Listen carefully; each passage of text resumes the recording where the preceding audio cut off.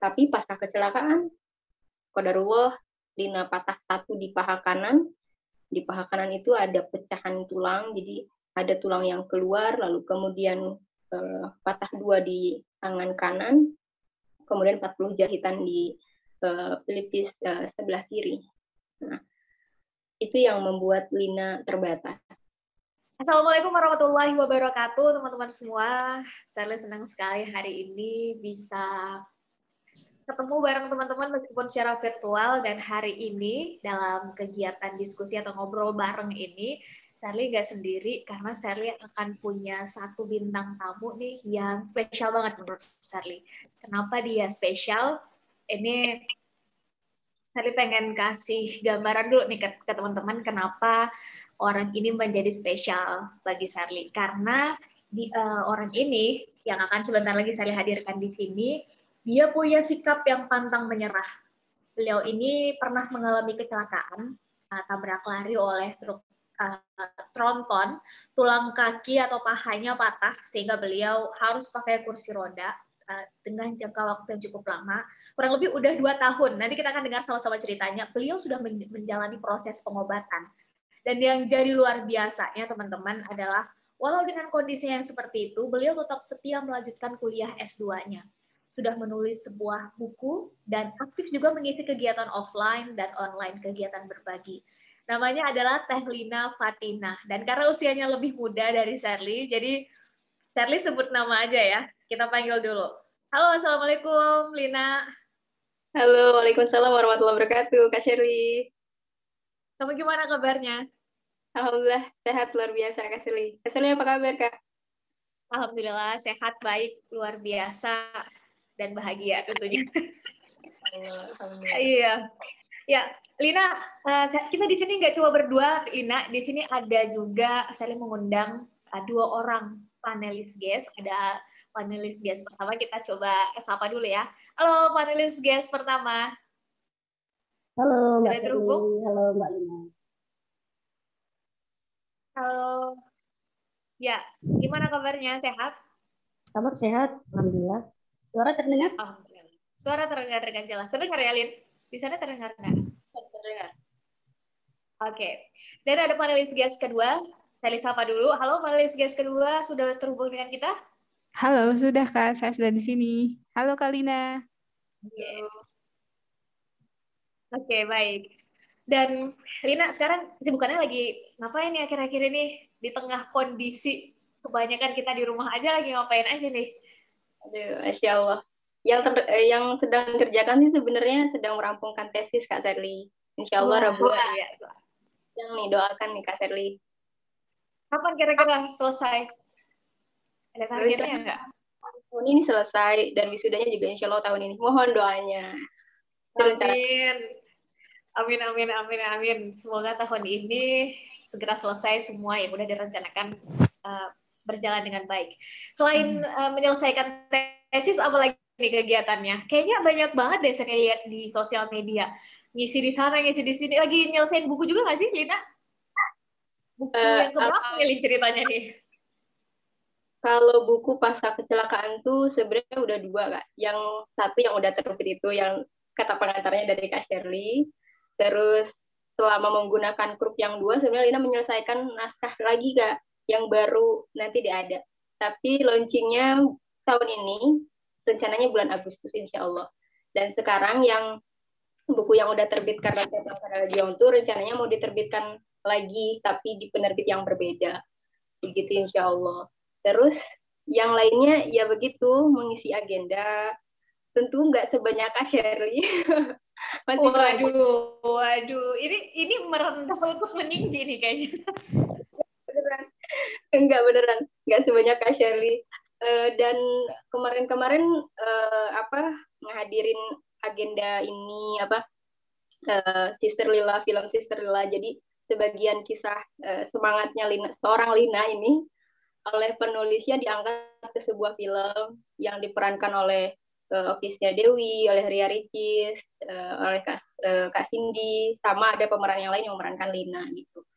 Jadi Lina juga nggak tahu, jadi dan baru tahu ketika premier ya, gala premier di bioskop di Bandung, dan ternyata di sebagian kisahnya mengangkat kisah Lina gitu, seorang Lina gitu. Itu gimana ceritanya, Lin? Jadi kok bisa ini menginspirasi banget. Saya yakin teman-teman di sini yang menonton video ini juga pasti pengen tahu dong gimana sebetulnya kisahnya. Bisa dengan membaca buku kamu, kan ada juga diceritakan di buku kamu ya, dan ada juga film yang mengangkat itu. Tapi boleh nggak sih kamu ceritakan itu kapan dan bagaimana kejadiannya, terserah penonton itu, dan kondisinya saat itu kamu lagi ngapain, kok bisa ada tuh truk tronton, karena saat itu kan posisinya kamu ada sedang belajar, sedang berada di sekolah juga gitu ya, di satu tempat juga. Itu boleh nggak diceritain kayak gimana? Oke, baik. Bismillahirrahmanirrahim. Jadi ini mungkin membuka kembali ya, membuka entah yang sebenarnya kalau dibuka agak sakit, tapi nggak apa-apa untuk dibuka, jadi dijadikan sebagai hikmah. Jadi Lina tuh kecelakaan tanggal 3 Juli 2019. 3 Juli 2019 itu setelah libur semester. Lina sudah dari rumah, udah mengisi waktu di rumah setelah libur, dan akhirnya mau kembali lagi ke pondok pesantren karena Lina selama kuliah dari semester 1 S1 itu tinggalnya di pondok pesantren Kak Shirley dan teman. Jadi ketika hendak pulang menuju pondok pesantren, terus kebetulan ada pernikahan teman yang pondok pesantren juga, nikah di daerah Padalarang, Bandung. Nah, kemudian Lina menghadiri pernikahannya gitu ya, tidak ada firman apapun. Lina sempat selawatan dulu gitu, bahkan status sepersekian detiknya tuh selawatan gitu.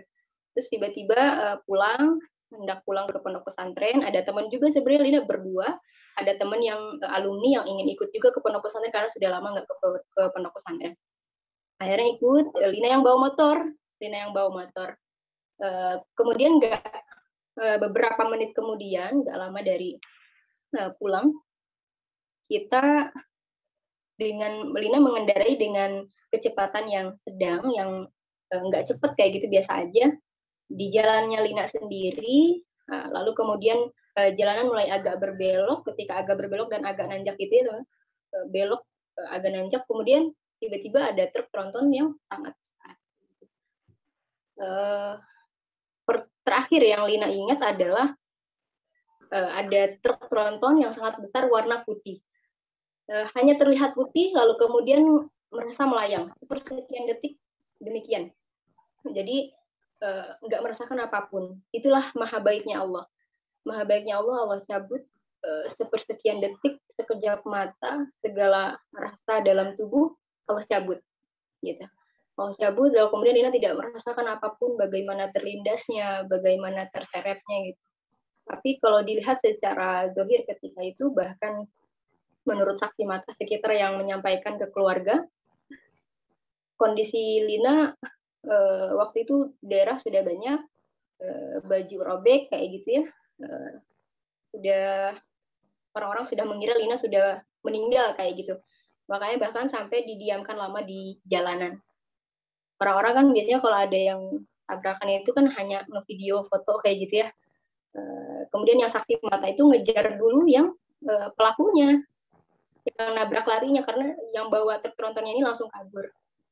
Saksi mata langsung ngejar dulu, lalu kemudian pas kembali ke tempat, yang tersangkanya diserahkan ke pihak kepolisian kayak gitu. Lalu kemudian pas kembali lagi ke tempatnya Lina, ternyata Lina masih ada di jalan. Kenapa nggak langsung ini kayak gitu kan, sama saksi matanya. Terus langsunglah Lina waktu itu diurus untuk dibawa lari ke rumah sakit Kawaluyan di Kota Baru Parahyangan yang terdekat dari Padalarang. Di detik itu Lina ketika pertama hanya tidak bisa merasakan apapun, tapi mulai mendengar suara bapak-bapak yang menuntun Lina untuk pergi. Neng istighfar, Neng istighfar. Di dalam kondisi yang seperti itu, Lina tidak bisa melihat sama sekali, tidak bisa bergerak sama sekali. Diri hanya merasa hanya ada tersisa nyawa yang rasanya analoginya gitu ya, hanya tinggal ke atas gitu, atau balik lagi ke tubuhnya ya gitu. Nah itu yang detik itu, masya Allah, alhamdulillah Allah masih izinkan Lina untuk berzikir. Ya Allah, astagfirullah, innalillahi wa inna ilaihi raji'un. Terus saja. Ternyata dalam kondisi yang seperti itu kita tidak bisa mengingat selain Allah, kita tidak bisa mengucap asma apapun selain asmanya Allah. Dan di titik itu Lina sudah mengira, oh mungkin ini ya akhir kehidupan Lina. Oh mungkin ini ya menuju akhir kehidupan itu. Lina sudah mengira demikian karena ya innalillahi wa inna ilaihi raji'un, kita dari Allah dan kita akan kembali ke Allah. Dan Lina berharap, ya Allah, jika memang usia Lina sampai di titik ini, semoga Lina husnul khotimah. Lina meminta ke Allah, ya Allah, husnul khotimahkanlah hamba ikhlas kayak gitu. Tapi lagi-lagi yang di titik itu, di detik-detik itu yang sangat Lina ingat adalah amalan-amalan selama di dunia yang buat Lina takut. Oh ya Allah, apakah amalan-amalan? Jadi saat-saat di posisi krisis kayak begitu, yang kamu ingat justru adalah amalan-amalan saat kamu sedang melakukan hal yang baik, atau saat kamu melakukan hal yang buruk, atau apa yang ada di pikiran kamu saat kamu berada pada posisi yang kritis kayak begitu? Iya. Amalan-amalan secara umum ya. Jadi Lina ingat segala amalan-amalan yang Lina rasa belum maksimal kayak gitu.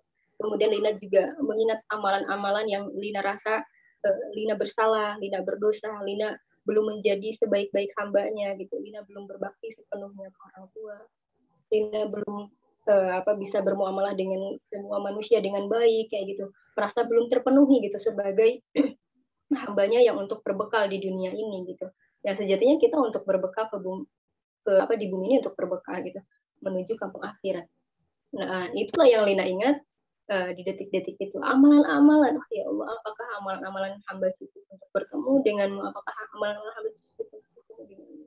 Itu yang Lina pertanyakan, yang Lina takutkan ya Allah. Tapi Lina ikhlas di titik itu, Lina ikhlas jika memang itu adalah hari akhir Lina. Itu yang Lina ingat. Ini menarik, Lina. Jadi sebelumnya sebelum kita masuk ke sesi selanjutnya nih teman-teman semua, Sherly pengen ceritain dulu sedikit gimana ceritanya Sherly bisa kenal sama Lina gitu ya. Bener ya, Lina? Karena sebetulnya pertemuan dengan Lina ini kita bukan berteman udah sekian puluh tahun, enggak ya, Lina? Ceritanya di Januari 2020 kalau Sherly nggak salah. Nanti Sherly tolong diperbaiki ya. Januari 2020 seingat Sherly. Tadi itu Lina WA ke nomor manajemen Sherly. Dan saat itu Lina menawarkan membantu mengedit video-video Sherly yang kala itu udah mulai aktif mengeluarkan video secara sukarela. Dan dari situ akhirnya Sherly tahu bahwa Lina ini berasal dari Cianjur, sedang berkuliah di Bandung, dan sedang dalam masa proses penyembuhan karena kecelakaan tadi yang tadi Lina alami dan yang sama-sama kita dengarkan. Dan memang saat itu tawaran untuk membantu mengedit video secara sukarela itu nggak terlihat kan ya, Lin, saat itu. Dan justru Sherly malah jadi penasaran ingin bertemu dengan langsung. Ini orangnya yang mana sih? Jadi kayak gimana sih orangnya kok mau nawarin diri ngedit video secara sukarela, skillnya gitu kan. Dan akhirnya pertemuan Sherly dengan Lina pertama kali itu terjadi ketika Sherly sedang mengisi acara di salah satu wilayah Jawa Barat, kalau nggak salah Sherly saat itu di Sukabumi, dan Sherly menyempatkan melipir dikit tuh ke Cianjur. Sengaja memang mengususkan diri datang ke Cianjur dan mendatangi rumah Lina secara langsung, pengen kenal langsung, pengen ngobrol langsung, pengen lihat langsung orang yang mana. Lina masih ingat nggak momen itu? Masya Allah, itu nggak akan Lina lupa. Ya, sangat saat itu kamu lagi nggak di rumah kan? Bener nggak? Kamu lagi di mana ya? Karena Sherly nunggu tuh di rumah beberapa menit, baru Lina nyampe di rumah. Ya, iya kan? Lina tuh sebenarnya rawat jalan, Kak. Rawat jalan seperti biasa, karena waktu itu rawat jalannya masih sering, bahkan 1 minggu 2 kali kayak gitu ke Bandung. Waktu itu Lina rawat jalan juga gitu. Lina rawat jalan, terus kantor adik ke pesantren, terus baru pulang, resah banget. Aduh, takut Kak Sherly langsung pulang kayak gitu. Terus ya banyak dramanya dulu di pertengahan jalan tuh, karena terus informasinya tempatnya di mana kan belum dikasih tahu kayak gitu. ya udah, sedangkan kondisi Lina sulit gitu, kalau mau berpindah mau ke rumah dulu kan sulit, harus di apa, dipangku dulu, pindahin ke kursi roda, baru didorong lagi, kayak belum kursi rodanya dipasang-pasangin kayak gitu. Kalau itu pertemuan itu Kak, ya Allah, sangat berkesan dan tidak terlupakan, itu bahkan tuh di YouTube. itu tuh sering nyasar tau. Sering nyasar dulu, ini yang mana sih rumahnya? Katanya di sekitar sini ada pesantren, tapi mana ya? Itu kita sampai jalan ke depan, ke belakang lagi, terus nanya-nanya, ini yang RT sekian, RW sekian mana? Sampai-sampai, ya ini jangan-jangan nih orang nyasar atau salah rumah kali. Enggak, kita nyari orang namanya Lina Fatina. Dan akhirnya kita ketemu di kala itu, dan Charlie mendengar cerita itu langsung, teman-teman, dari Lina, ngelihat langsung kondisinya gimana Lina dibawa, dibantu, dipapah oleh keluarganya. Dan menurut saya kamu beruntung, Lin. Kamu punya supporting system, keluarga yang ngedukung kamu banget. Dan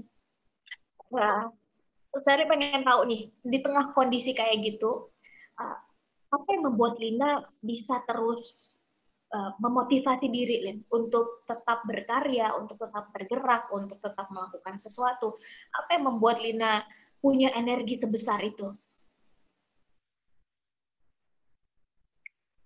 Iya, sejatinya kalau pasca kecelakaan Kak, itu jadi ada satu motivasi yang besar dan kuat ya, pasca kecelakaan. Apa yang membuat Lina tergerak untuk terus bertumbuh, untuk terus bergerak meskipun di tengah, katakanlah Kak Sherly menyebutnya penuh dengan keterbatasan, dan sebenarnya Lina juga mendapatkan quotes dari Kak Sherly waktu itu, kita belum bertemu, Kak Sherly nge-DM, kita masih tetap bisa berkarya meskipun di tengah keterbatasan. Sangat Lina pegang banget Kak. Ini mungkin kamu kasih tahu dulu nih keterbatasan yang dimaksud kayak gimana, karena teman-teman kita ini nggak tahu nih keterbatasan yang dimaksud kayak gimana. Jadi kamu menggunakan kursi roda, mungkin kamu bisa ceritakan dulu ke kita keterbatasan kayak gimana sih yang dimaksud? Iya. Jadi gini, kalau di pasca kecelakaan teman-teman ya, keterbatasan di pasca kecelakaan, jadi itu Lina sangat berbeda dari yang sebelumnya. Lina biasa melakukan kegiatan bisa dengan sendiri, mengisi acara bisa pergi sendiri juga kayak gitu, dan waktu itu Lina juga sedang kuliah, kemudian kerja juga, pesantren juga kayak gitu, bisa mengisi berbagai hal di setiap 24 jam itu. Tapi pasca kecelakaan, qadarullah, Lina patah satu di paha kanan. Di paha kanan itu ada pecahan tulang, jadi ada tulang yang keluar, lalu kemudian patah dua di tangan kanan, kemudian 40 jahitan di pelipis sebelah kiri. Nah, itu yang membuat Lina terbatas. Yang tadinya bisa melakukan berbagai hal, tapi tiba-tiba seluruh tubuh terbaring, tidak bisa melakukan apapun. Bahkan tergerak sedikit pun tangan sangat sakit banget. Sangat sakit. Yang lukanya sebelah kanan, tapi yang kiri pun masih kaku. Masih kaku. Nggak bisa ngapa-ngapain. Lina kembali seperti bayi, tapi alhamdulillah masih ada orang tua. Orang tua mengurus seperti memiliki bayi lagi, tapi bayinya yang gede. Gitu. Lina berbagai hal diurus lagi.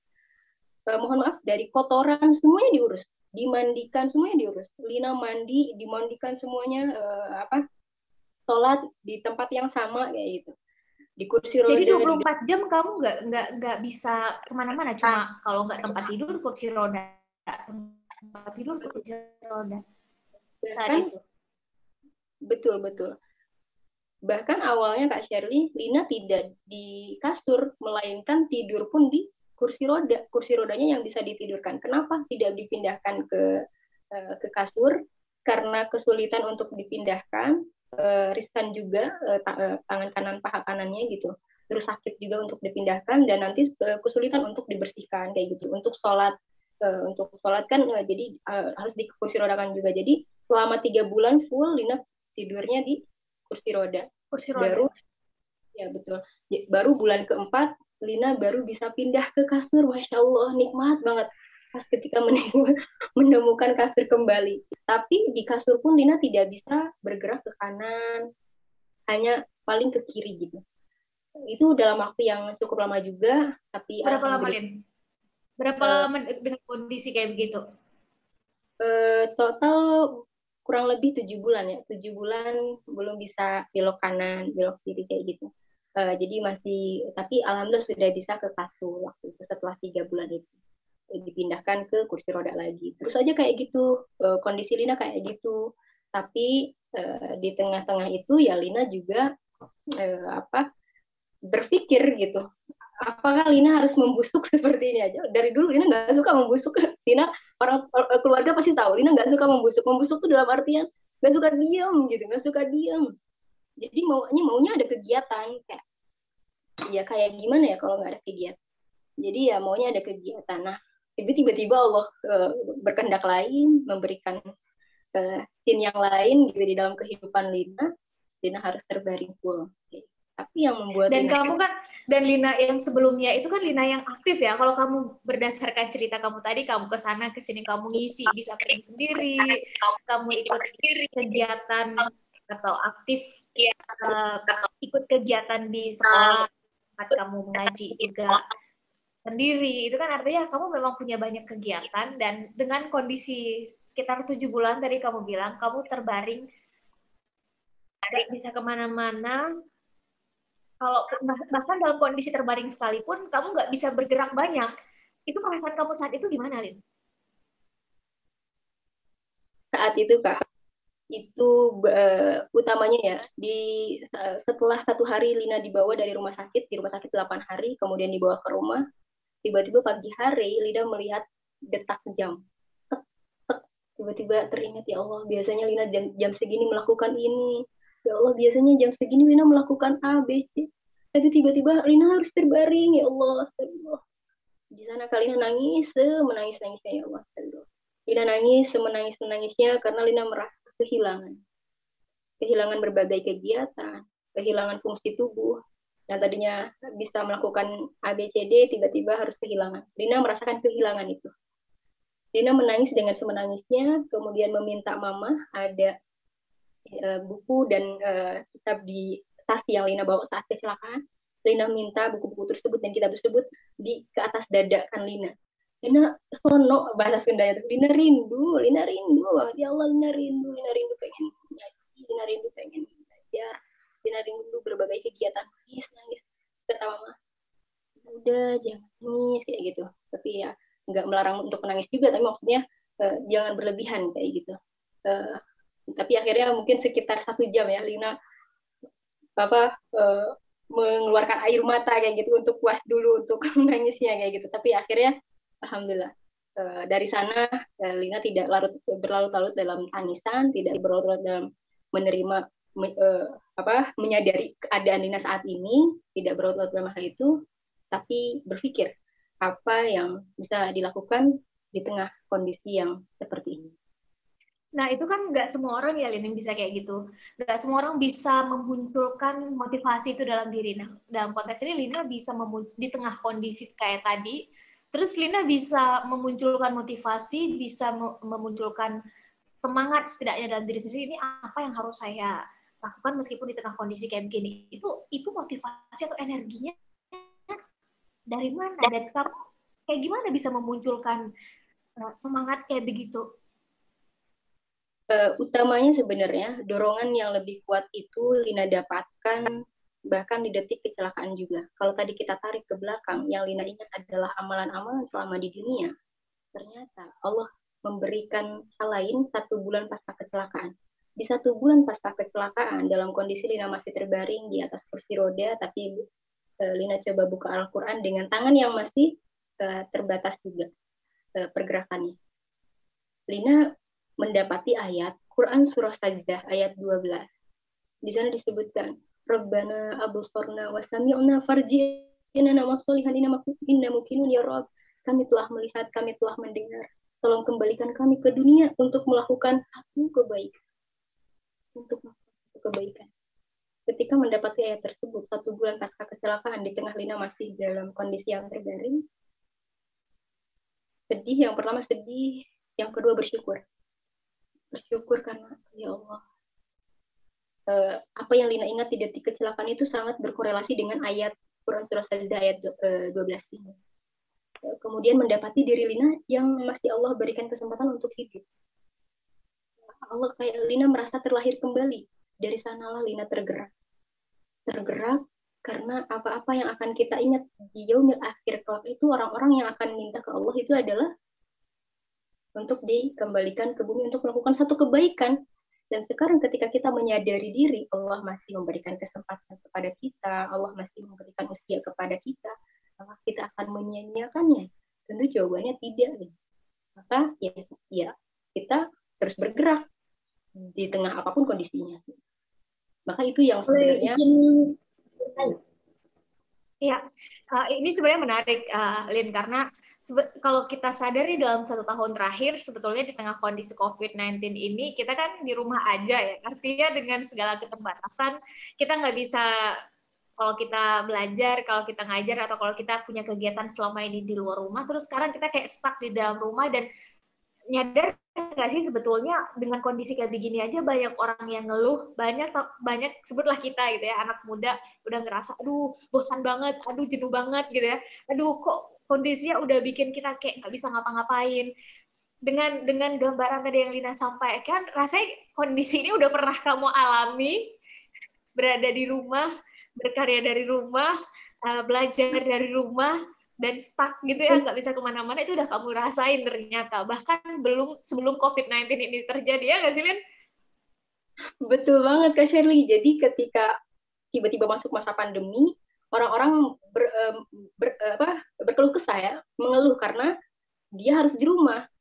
Lina pikir, wah ini hikmah COVID rasanya menghibur diri Lina.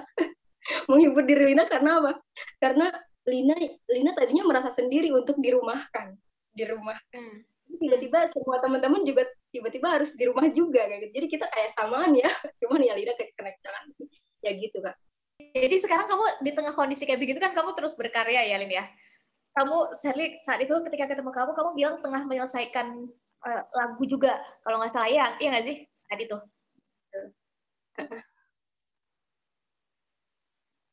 Betul Kak Sherwin. Lagu, buku, jadi apa aja nih karya yang udah selesai? Di masa-masa kayak begitu, karya apa aja yang udah selesai? Jadi waktu itu pas saya kecelakaan, Lina tidak bisa melakukan apapun kecuali menulis, karena Lina suka menulis. Nggak, akhirnya menulis. Lina minta ke Bapak untuk dibuatkan meja khusus di kursi roda, kayak gitu. Lina minta kertas ke Mama, kayak gitu. Jadi dibantu sama keluarga juga. Akhirnya ya mulailah membuat buku kayak gitu. Membuat buku meskipun sebenarnya dari A ke B itu lama banget. Untuk ngetik menggunakan tangan kiri karena tangan kanan sama sekali nggak bisa digerakkan. Tangan kiri masih sakit tapi berusaha untuk digerakkan. Dari A ke B itu lama, tapi tetap diusahakan untuk tetap menulis. Kalau misalnya idenya banyak, terus ingin segera dituliskan tapi apa daya tangan tidak bisa, direkam dulu di handphone. Terus kemudian coba disalin ketika Lina rawat jalan. Ketika fisioterapi, Lina coba bikin lagi kayak gitu. Jadi di sela-sela rawat jalan pun Lina buat kayak gitu. Termasuk dengan lagunya. Jadi satu paket buku karena setiap langkah adalah juang dengan lagunya juga kayak gitu. Sebenarnya Lina juga suka bikin lagu. Awalnya kayak bikin nadanya dulu, kemudian liriknya menyusul kayak gitu. Atau dari liriknya dulu, nadanya dibuat kayak gitu. Dan hingga akhirnya jadilah lagu tersebut gitu, karena setiap langkah adalah juang, sesuai dengan judul bukunya gitu. Kemudian musiknya dibuatkan oleh Daud Sakti dari Islam Itu Indah Transisi. Nah, kolaborasi dengan beliau, hingga akhirnya beliau membuatkan musik. Qadarullah belum launching kalau misalnya video lagunya belum sampai sekarang, tapi insya Allah lagi diusahakan gitu. Lagunya ada 2, bukunya itu. Terus kemudian apalagi yang karya-karya yang dibuat, karena Lina terdorong dengan apa yang Lina ingat, amalan-amalan, itu berarti bermakna Lina harus membuat amalan-amalan yang bermanfaat untuk diri Lina, setidaknya mudah-mudahan berharapnya bermanfaat untuk yang lain. Hingga harapan terbesarnya adalah mendapatkan pahala-pahala terbaik dari Allah. Sehingga ketika Lina sudah meninggal pun akan menjadi pahala jari yang mengalir. Yang Lina buat adalah karya puisi, lalu kemudian dibuatkan videonya, Lina edit dengan kondisi tangan 1 minggu pasca kecelakaan. Itu yang membuat orang tua bingung sama Lina. Ini orang ya misalnya gini kak, tangan masih belum bisa ngapa-ngapain, laptop itu karena laptop juga waktu kecelakaan kan dia mungkin terlempar gitu kan sampai laptop tuh bunyi kayak gitu, tapi tapi Lina tetap tetap ngedit di laptop itu. Lina tetap ngedit dalam kondisi tangan yang kayak dipakai ini kan, pakai kain terus, tapi Lina tetap ngedit tek kayak gitu ya. Awalnya utamanya tuh video yang kecelakaan waktu itu, tapi itu dibantu sama teman karena untuk menjawab ke teman-teman yang bertanya-tanya di IG kayak gitu. Terus ini kesininya Lina buat video-video puisi, Lina edit sendiri videonya, tapi awal-awalnya Lina nggak memasukkan puisi, naskah puisi di videonya karena kesulitan juga waktu itu. Jadi cuma bisa ngedit videonya aja kayak gitu, sama dimasukkan suaranya sama backsoundnya kayak gitu.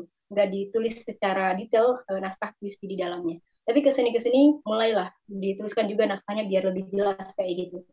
Nah itu. Jadi ada Dan menurut beberapa. saya kamu dikelilingi oleh orang-orang yang luar biasa baik dan mendukung untuk bukan hanya kesembuhan kamu, tapi karya-karya kamu di tengah kondisi kayak begini.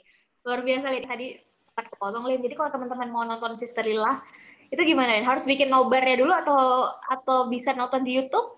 Atau apa nih? Harus gimana orang-orang supaya bisa nonton film Sister Lila, mengetahui kisah kamu yang diperankan oleh Mbak Oki Setiana Dewi dan 2 adiknya?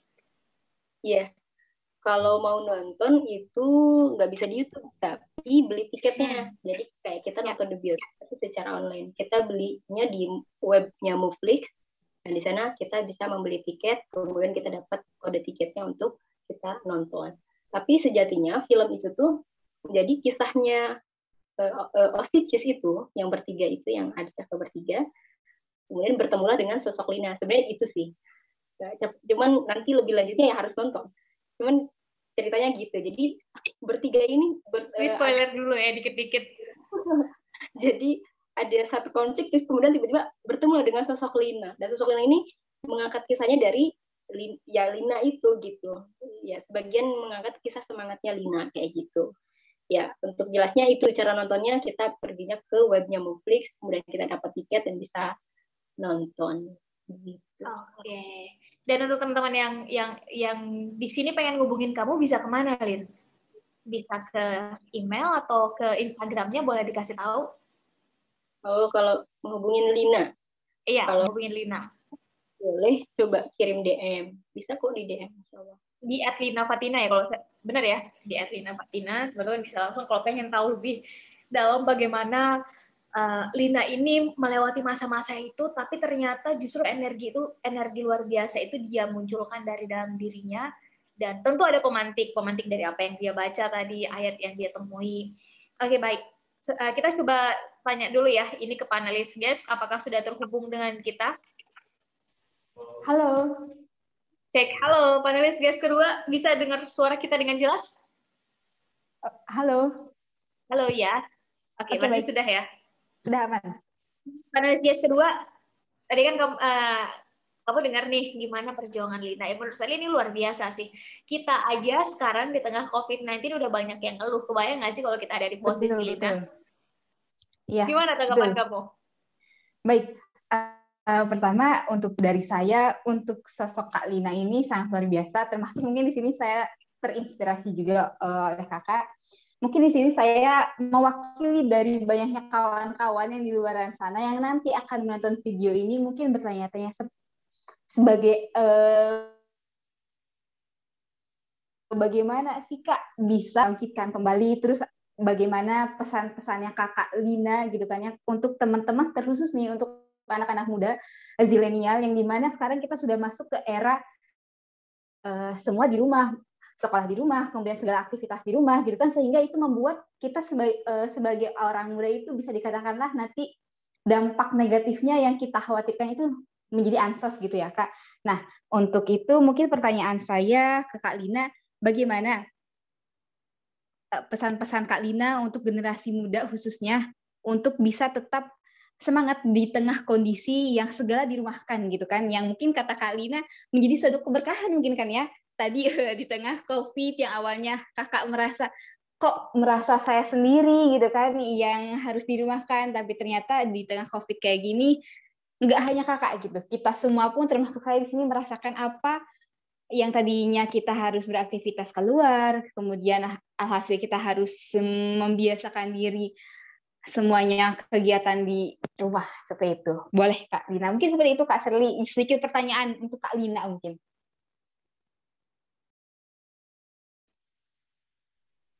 Oke, Lina sebentar sebelum dijawab nih, karena ini kan berarti adalah apa ya, sebenarnya pertanyaan kita semua sih. Saya yakin yang nonton ini juga adalah pertanyaan mayoritas kita semua. Tapi sebelum dijawab, Lin, kita hold dulu sebentar. Kayaknya ini ada kesalahan teknis. Kita hold dulu sebentar ya. Yep. Oke, mungkin Lina mau ada yang dikerjain sebentar aja, beberapa menit kita coba selesaikan. Karena kayaknya nih panelis guys pertama belum terhubung dengan kita. Mungkin ada sedikit kendala teknis, kita coba hubungi dulu. Sebentar ya. Tes, Mbak Serli, apakah sudah terdengar? Sudah panelis guys pertama. Sudah lebih jelas ya? Ya, sudah terdengar lebih jelas. Oke. Di sana gimana kendala teknis? Aman sudah? Ya, semoga aman ya. Oke, baik. Oke, sebelum nanti panelis guys pertama akan ikut menanggapi, gimana lihat tanggapan kamu atas pertanyaan sejuta umat? Yang saya yakin ini juga udah kamu sering banget pasti dapetin pertanyaan kayak gini. Masya Allah. Ya, izin menjawab. Bismillah. Sejatinya teman-teman, di tengah apapun kondisinya, termasuk saat ini di tengah wabah virus corona, itu kan di luar kendali kita ya. Di luar kendali kita. Kita tidak bisa berbuat apapun ya. Kondisinya harus seperti ini, kehendaknya harus seperti ini, tapi itu tidak menjadikan alasan untuk kita untuk tidak bergerak. Tapi kita harus tetap bergerak pada apa yang kita tuju. Nah, yang pertama, itu kita harus tentukan goals-nya kita dulu, tujuannya kita apa. Kalau kita tidak punya tujuan, kita pasti bingung menentukan arahnya kemana. Kalau kita memiliki tujuan yang jelas, motivasinya kuat, tentu kita akan bergerak menuju arah tujuan tadi yang sudah kita tetapkan. Gitu. Pesannya adalah ke teman-teman, siapapun yang melihat video ini, karena Lina merasakan sebenarnya ada penyesalan juga ketika di detik-detik kecelakaan itu merasa diri belum maksimal dalam melakukan kebaikan. Diri belum maksimal untuk tidak memaksimalkan waktu yang Allah berikan. Nah, maka ketika saat ini teman-teman di tengah situasinya seperti apapun saat ini, maka harus tetap berusaha untuk tetap bergerak tadi, untuk tetap mencapai apa-apa yang teman-teman tuju, kayak gitu. Jangan sampai kita menyia-nyiakan apa-apa yang Allah amanahkan ke dalam diri kita. Karena sejatinya kita ini semua, masing-masing dari kita, teman-teman yang nonton video ini, siapapun pasti memiliki kelebihannya masing-masing. Allah sudah memberikan kelebihan kepada setiap orang. Dalam Quran surah At-Tin itu menciptakan manusia dengan sebaik-baiknya. Menciptakan manusia dengan sebaik-baiknya itu termasuk dengan perangkatnya. Termasuk dengan apa-apa yang Allah berikan ke dalam diri kita. Kelebihan ya. Dan kelebihan setiap orang itu berbeda-beda. Bidangnya pun berbeda-beda. Nah, ketika kita menyadari hal itu, kita menyadari seluruh tubuh kita dari Allah, kemudian kita diberikan pemahaman itu pun dari Allah gitu ya, diberikan kelebihan dalam bentuk hobi pun itu sebenarnya dari Allah. Ketika yang namanya amanah tentu harus dipertanggungjawabkan, ya, harus dipertanggungjawabkan. Ketika kita mengetahui segala amanah harus dipertanggungjawabkan, maka pertanyaannya apakah kita tidak akan mengeksplorasikannya kayak gitu. Nah, maka kita harus mengeksplorasi. Pilihan sikap dan pilihan mindset kita jadi penentu dong kalau gitu ya, Lin ya. Kalau menanggapi apa yang terjadi pada kita. Karena kita nggak bisa ngatur juga nih arah angin mau dari barat, utara, timur, selatan. Justru yang bisa kita atur adalah ini layar kapal kita mau diarahkan kemana, dan kesitulah kapal kita akan melaju. Kan gitu ya kurang lebih. Oke, panelis guys pertama sekarang udah terhubung dengan kita. Panelis guys pertama ada tanggapan nggak? Atau ada pertanyaan nggak yang pengen disampaikan? Silakan. Mungkin ini sudah terdengar lebih jelas atau masih sama? Aman. Udah terdengar. Oke, baik. Jadi yang pertama yang ingin saya tanyakan itu kepada Kak Lina ini, sekarang keadaannya itu sudah kembali normal atau masih memiliki batasan-batasan yang tidak sama seperti dahulu ketika belum terjadi kecelakaan. Nah, itu yang pertama. Atau mungkin bisa dijawab dulu. Nanti setelah itu baru ada tanggapan. Iya, kondisi kamu gimana sih, Lin? Sekarang udah membaik atau kamu masih pakai kursi roda atau gimana? Alhamdulillah teman-teman, berarti Lina menuju 2 tahun kejadian berarti ya, proses pemulihan. Saat ini Lina kalau keluar pakai tongkat yang 1. Jadi di kursi roda 6 bulan, pakai tongkat yang 2 9 bulan, barulah tongkat yang 1 sampai sekarang. Kadang dipakai kalau di rumah, kadang enggak. Tapi kalau keluar, kan ada jalan yang nanjak, ada jalan yang turun kayak gitu. Itu sangat sulit untuk kaki Lina. Jadi Lina pakai tongkat yang 1. Apa perbedaannya dari segi fisik? Adakah perubahan? Ada nih, kalau yang jelas sih di jari ya. Ini teman-teman kalau lihat mungkin jari Lina nggak sempurna dulu. Ya, nggak lurus kayak gini, tapi kayak gini gitu. Jadi cuma 3. Jadi cuma 3. Tapi alhamdulillah Allah masih izinkan Lina untuk menulis dengan 3 jari ini. Mungkin hikmahnya juga bisa makan 3 jari. Ya gitulah. Tapi nggak apa-apa. Jadi mau nggak mau kondisi membuat kita jadi bisa makan dengan 3 jari. Ya, itu akan seterusnya, Lin? Atau masih bisa lurus nggak tangannya? Dokter sampaikan sih kayaknya nggak bisa, kecuali mungkin kalau dibuka lagi. Tapi riskan juga kalau dibuka cuman 2 gitu katanya. Udah nggak apa-apa. Yang penting kata dokter, karena fungsi ini untuk mengepal ini bisa, ya kan, masih bisa. Menulis juga masih bisa, kayak gitu kan. Jadi tidak bisa, tidak menghalangi apapun lah, insya Allah. Nggak apa-apa. Yang penting, ya ini mungkin jadi saksi ya. Baik, itu sangat mengembirakan sekali ya, Mbak Linda. Jadi perkembangannya sudah banyak. Hanya saja mungkin ada beberapa yang sifatnya belum kembali ke seperti biasanya, seperti keadaan sebelumnya. Mungkin seperti itu ya. Betul, insya Allah nanti operasi kedua, mohon doanya juga sekitar 4 bulanan lagi di bedah kedua. Karena kemarin nggak jadi karena kondisi tulangnya masih belum bagus. Insya Allah nanti 4 bulan. Baik. Nah ini saya ingin menanggapi mungkin sekarang setelah bertanya itu ingin menanggapi. Jadi biasanya yang terjadi kepada mereka yang mengalami kejadian yang bisa dikatakan musibah gitu. Biasanya ketika baru kejadian, itu mereka tidak terlalu merasakan bahwa itu adalah musibah, bahwa itu adalah merugikan. Misalkan ketika kita kehilangan seseorang, entah sahabat, entah kawan, entah ibu, entah bapak meninggal, biasanya hari pertama, hari kedua itu kita masih bahasa orang Inggrisnya itu baal, masih baal. Nah, sementara setelah 10 hari, 1 bulan, 1 tahun itu baru kerasa tuh betapa kita tuh harus berjuang menyembuhkan psikologis kita. Betapa kita tuh harus berjuang menyembuhkan bahwa oh iya kemarin tuh saya tuh mengalami musibah gitu dan saya harus berjuang ternyata dengan fisik saya seperti ini. Nah, itu biasanya tidak mudah bagi orang-orang yang tidak punya keyakinan yang cukup. Nah, Lina sendiri pernah mengalami fase-fase seperti itu nggak? Fase-fase yang bukan positive thinking tapi negative thinking terhadap yang Lina alami. Seperti itu. Kak Syahrul langsung jawab. Ya, silakan. Ya, langsung ditanggapi aja. Ya. Baik. Tentu sebagai manusia kita diciptakan juga manusia lemah, tapi bukan berarti itu kita indahkan juga. Tapi yang Lina yakini, yang biasanya membuat Lina, utamanya di pas kecelakaan ini adalah ayat lagi-lagi dari Al-Quran, karena Al-Quran adalah pedoman hidup kita. Wasa antakrahu syai'an wa huwa khairul lakum, wasa antuhibbu syai'an wa huwa syarrul lakum. Boleh jadi kita membenci sesuatu padahal itu buruk, baik untuk kita. Boleh jadi kita menyukai sesuatu padahal itu buruk bagi kita. Allahu ya'lamu wa antum la ta'lamun.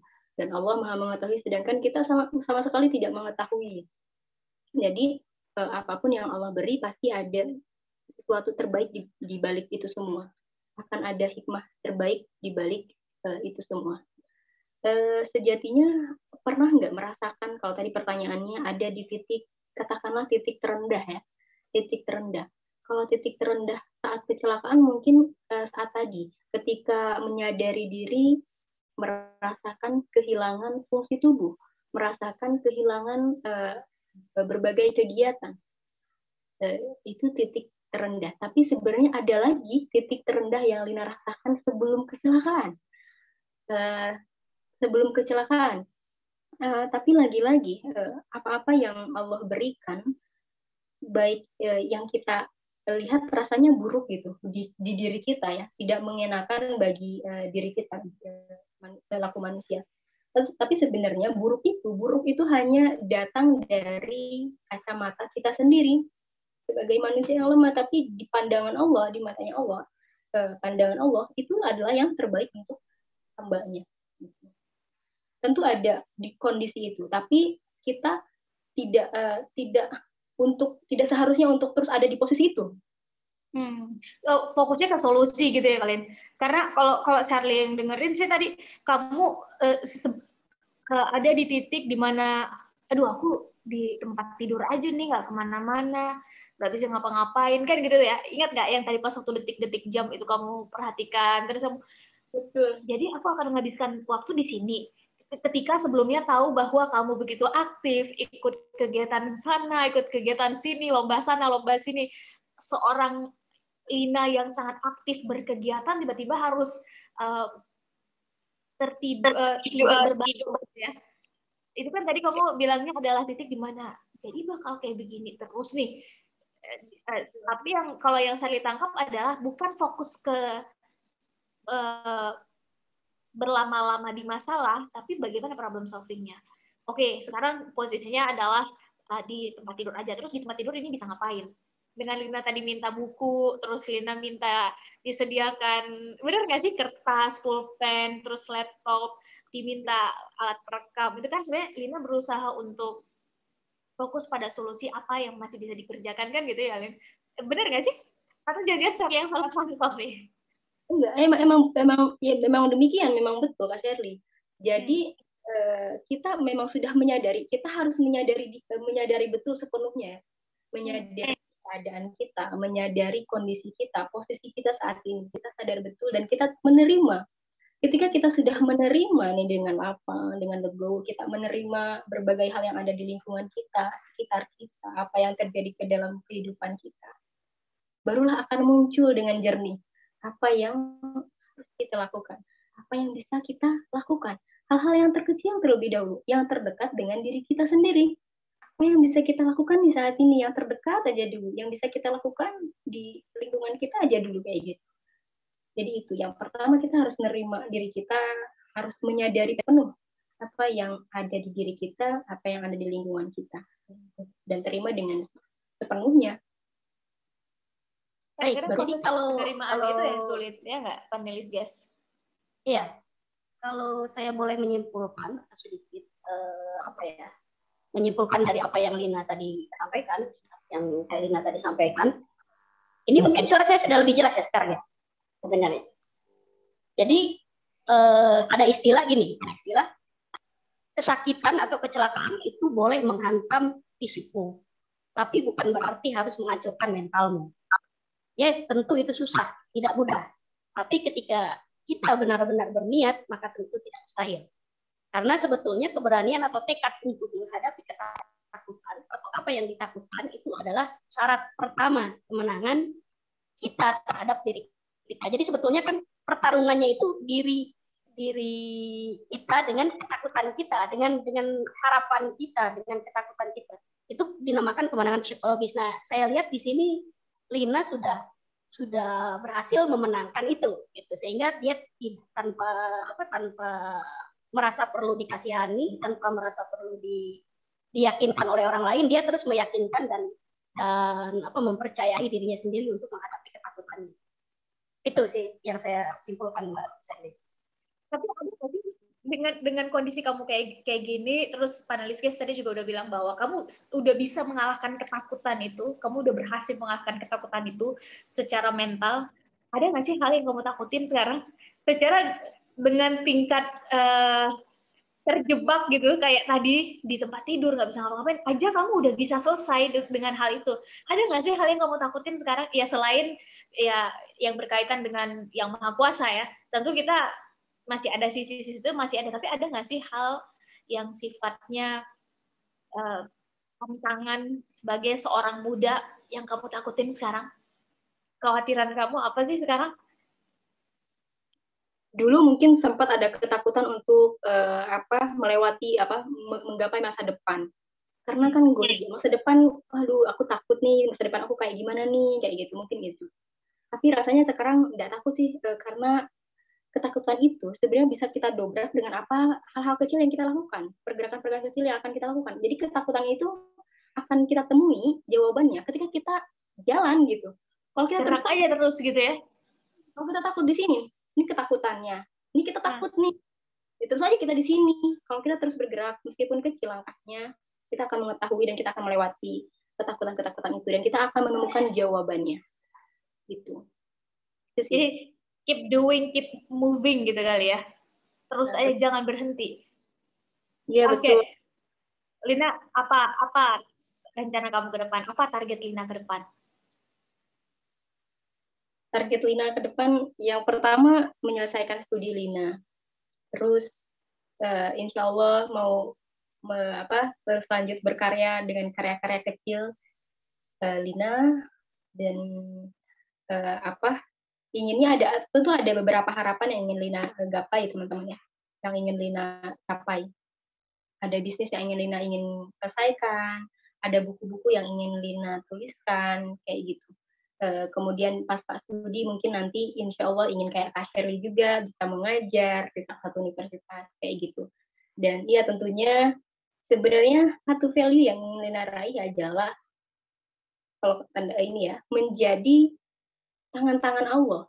Tangan-tangan Allah maksudnya tuh ingin menjadi seseorang yang bermanfaat gitu. Karena khairun nas anfa'uhum linnas. Sebaik-baik manusia adalah yang bermanfaat gitu. Sekecil apapun manfaat. Lina ingin mencapai itu, Lina ingin masuk menjadi salah satu dalam kategori itu. Gitu.